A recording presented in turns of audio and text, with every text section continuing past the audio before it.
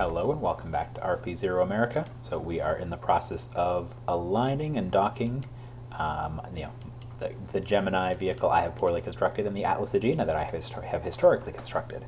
So neither of them have RCS balanced around the center of mass. So it's a tricky operation to get them close and aligned. All right, so let's just get closer. I'm thrusting forwards with H, so you can see the Z value is now narrowing. Oh, and it looks like I've wandered a little over on the y-axis.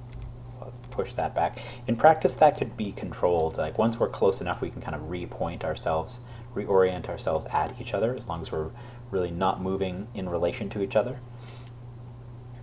I don't know, it's just something about this type of operation in KSP, just because you have all the time in the world, right?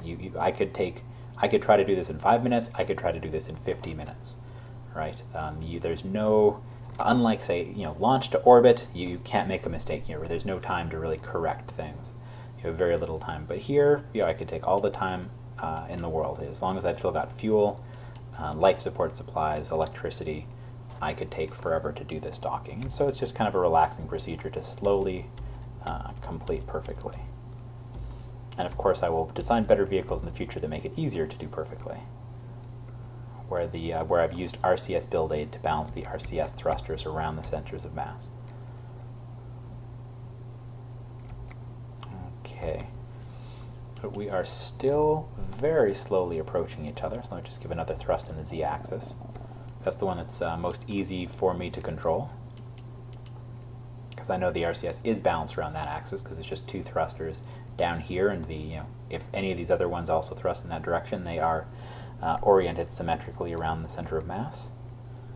And the other numbers I'm kind of wobbling like a drunken pirate around, because this kind of keeps thrusting weirdly to hold our orientation, because we have RCS and SAS on. Usually I would kind of speed through getting the orientations precisely pointed at each other, just by you kind of cheating our persistent rotation, which you can use to just null out your angular velocity by but I don't know if that's possible recently. I just haven't had the time to test all the mods and make sure they all still have the same abilities. But recently, I don't think I found persistent rotation didn't have that ability easy and on by default. There might still be a way to use it. So it looks like the numbers are kind of moving towards how I want them. That's good. The X value is also pretty widely off. So let's just do a little bit of time warp. So we turn off the SAS. I mean, not the worst thing for us to wander in relation to each other, as long as we're moving closer. Let's say get within. At this point, it also becomes a little hard to tell how physically close you are, because I don't have a really grounded mental model of how big the Agena is in relation to the Gemini. I think that was, to a lesser extent, that was an issue that the Gemini astronauts mentioned as well. It was difficult to estimate how far away something they were rendezvousing with was, because you don't have a precise mental understanding of how big something is. So you might say, oh, I think it's maybe 5 kilometers away, when it's 50 kilometers away. All right, so we are closing in. So I'd say once we're within, actually now it's important for us to be able to null out. I'm just going to so I'm using the nav ball right now to align the direction we're moving with the purple, because that's another way to kind of move your centers of mass towards each other, is just to use this. And there used to be, I don't know if it still works or exists, but there was a Navyfish tool. It was called Navyfish for aligning your craft, getting position and relative velocities aligned. It was kind of done visually, but I never quite understood that. But it was kind of analogous to this. It's just to dock, you have to have positions and velocities precisely matched in such a way. I want to slow down. I don't want to be approaching it anymore, because we are close enough that we should probably be reorienting so that we're precisely pointed at each other. So I want these to be 0. There we go. It's close enough to 0 for me. So now it's also important that I null this out. See, when you don't have the RCS precisely balanced around the center of mass, the RCS around the center of mass, you kind of have conflicting goals. Arg. Okay. let's see. Okay, so I've got mild RCS on. Yeah, so let me just tell it to point directly at that target. Because in trying to say null this out exactly, I'm going to kind of just give myself velocity in a certain direction. See, and just by pointing myself at the target there, I'm now moving away from it at a pretty substantial speed. It is a tricky process. So now let's just try to null that back out. So we're still kind of, pretty close, 12 meters, not too bad. All right. Come on. So see this little bit of kind of wobble back and forth. I would usually use persistent rotation to kill this last tiny bit of motion. Of course, without persistent rotation installed, you also don't have that issue. But I don't know. Do I like the idea of persistent rotation? I don't know. Yes, but in practice, it proves that I am not good at the things that I'd like to be good at. All right, so we're pointed pretty close to the target, I'd say. Good enough, and what's more important is we're not necessarily changing orientation that much. Come on, don't want to be wandering away from it so much. Let's try to null out that relative velocity as best we can. Okay, there we go, 18.4 and holding. So now let's switch to the other vessel. Ooh, and we get a pretty view of Earth. All right. So the stars are pretty as well. I just don't use I don't use an enhanced star map, skybox. I want to, I think. I just don't quite have the RAM or time to quite figure it out and balance it. Because if I want to have other things running, I still don't quite have enough memory to run everything in KSP. Not because of KSP, but because of the physical RAM I have on my computer. See, as long as that craft doesn't rotate too much, we're doing good. Just kind of gradually adjusting each thing. If I was good at this process, and I had designed my craft well, I could just, with just one craft, I could have rendezvoused and done the docking. As long as, say, the target craft was not in a like rotating through space, right? If this craft was just every second, or even a tiny bit of motion, if it was kind of going around itself and the target port was not pointed in the same direction all the time, it would be much more difficult to target it. Although that's still possible. All right, so let's just try to jump in, see if we can do it. So let's point in the direction of the target, get moving in the direction of the target, and let's see if we can do final approach. All right, so just right now I'm just using the yellow and the purple to get that close, get myself pointed. So purple means towards the target, and yellow is our relative velocity in relation to the target. So I want those both to be on each other, and also my orientation to be pointed at that exact same point as well. And so the worst case thing that might happen with that is that as we get closer, our orientations will not be precisely opposite each other, which KSP might because so not only do you have to be pointed, you have to be close. Your docking elements have to dock properly. They have to be at the right angles relative to each other to fit in and lock in precisely. It's a very complicated procedure. All right, good. So when you're moving quite slowly in relation to another object, the yellow symbol disappears, which is another reason that I really like to have this information window up, because it will show that your precise, let's see, control from here. Yeah, so it's still set up. So you can kind of use these numbers to judge your way in.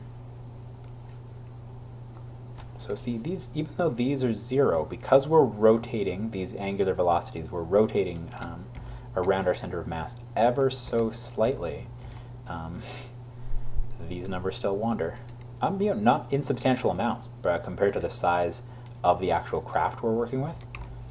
I'm saying we're kind of coming in at an ugly angle. Like I said, we in practice are not coming in with the docking ports precisely aligned, which in practice, in reality, this would definitely not be able to dock. I think they're just they're at too different of angles. So I'm going to try to leave that angry little vessel alone for a bit. So you can see the divergence is very substantial. Because even though that is pointed directly at the spot of That's modeled as my docking port. It is not the same from this direction.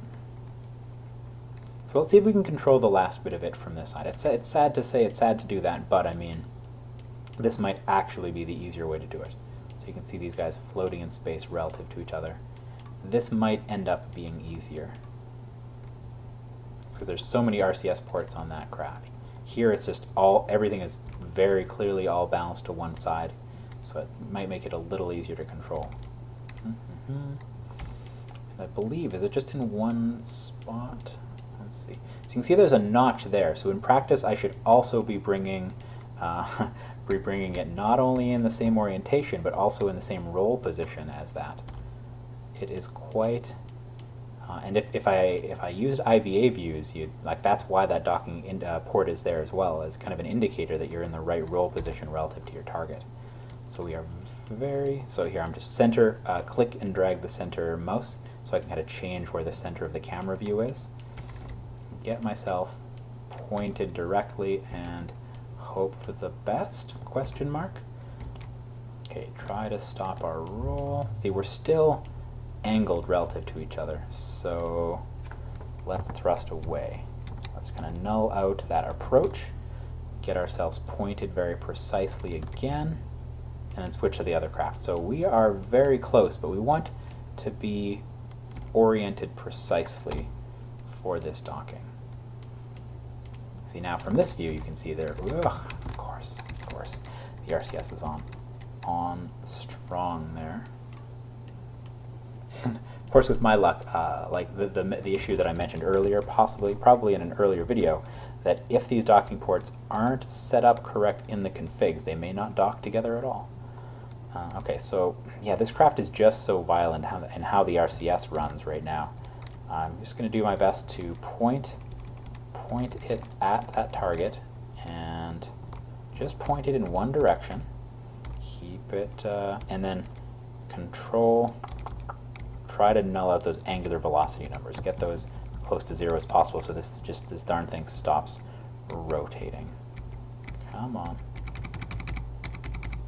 Just hold an orientation.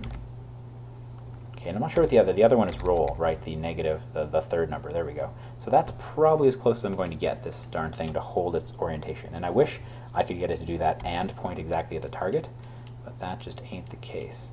Oh, and it's moving away, so I'm gonna use it to thrust in the z-axis to at least null those out. Let's actually go towards the target. So we're not moving in our frame of reference. Oh man, we were so close before, and now we're so far away. All right. So we are pretty closely targeted towards each other. Oh, okay, no, incorrect. That purple is not targeted towards the other one. So that means, yeah, so I've got the Y number that I need to counteract. So let's see, so I need to change the orientation. It's not the orientation, it's the position in space to get that canceled out. But because this RCS isn't around the center of mass, by trying to change that, I start to rotate. So just very, very difficult operation. So as you can see in, so we don't, it goes without saying, but I haven't mentioned it yet, so apologies, but we don't have reaction control wheels in either of these. So we have to get them into the right positions, orientations, everything, without with just actually using RCS forces. Okay, so let's try pointing these precisely at each other again. Let's try that route. Not sure what I'll call this video.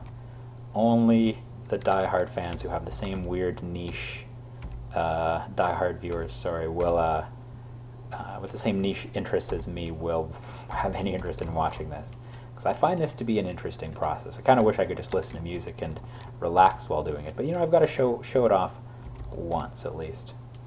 And, of course, I had to fail at it once so I can design future craft that do this better. So I'm just going to kind of eyeball it in. Oh, man, that RCS just always comes on when you switch back to it. So I'm just going to try to eyeball it with the nav ball this time.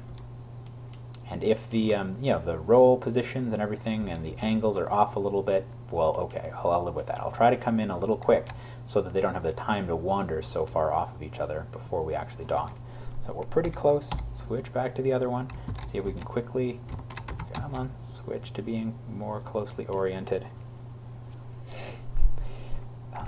So I see I want those all to come together all at the same time, and there might be enough magnetism for that to work, but maybe not. And then they just bump against each other. All right. So let's see if we can hold position. Get this guy to hold position, and then point, bring the other one back in for another shot. So we literally boink against each other, just bounced off each other in space. Oh, I need to bring down the RCS. They're just really in different regimes, how much force they both produce. Oh, clearly wrong view orientation for this. Yep. Yeah, they're really at bad angles, but maybe if I bring them close enough, it will magnetize. Who knows? Just try to get them pointed at each other, literally by bumping the other craft. See if bumping the other craft enough can cause them to be pointed towards each other enough. Because right now I'm kind of pushing the other one away, really. Let's see if by doing this very gently we can get them aligned enough to get in there. Maybe, I don't know. It is definitely aligning better with time. But I don't, oh, whoa, it's like anti-magnetism. They kind of swung past each other. Weird. Maybe maybe the magnetism is pointed in the opposite direction, or that could just be them slipping off each other. Oof, and we are really moving relative to each other now. Oh, abhorrent. So I might not get this docking, I might have done the rendezvous, done my absolute best attempt at docking, but just for one reason or another, we might not have the ability to dock with each other. See, I really sent that one into a tumble. So, I don't know, I'm going to make another attempt, but I'm not going to torture you guys in making you watch it. Well, of course, if you weren't interested, you will stop on your own. You don't need my permission to not watch something that you don't enjoy. Yeah, I'm going to make another attempt at this and see if I can figure it out. We observe radiation. Indeed we do. And see if I can figure out quite what's going on with it, because it's just tricky process. So thanks for watching RP-0 America. This has been a rendezvous. Two spacecraft launched separately have poked each other in space, and we'll see if we can get them to do a true docking. Goodbye.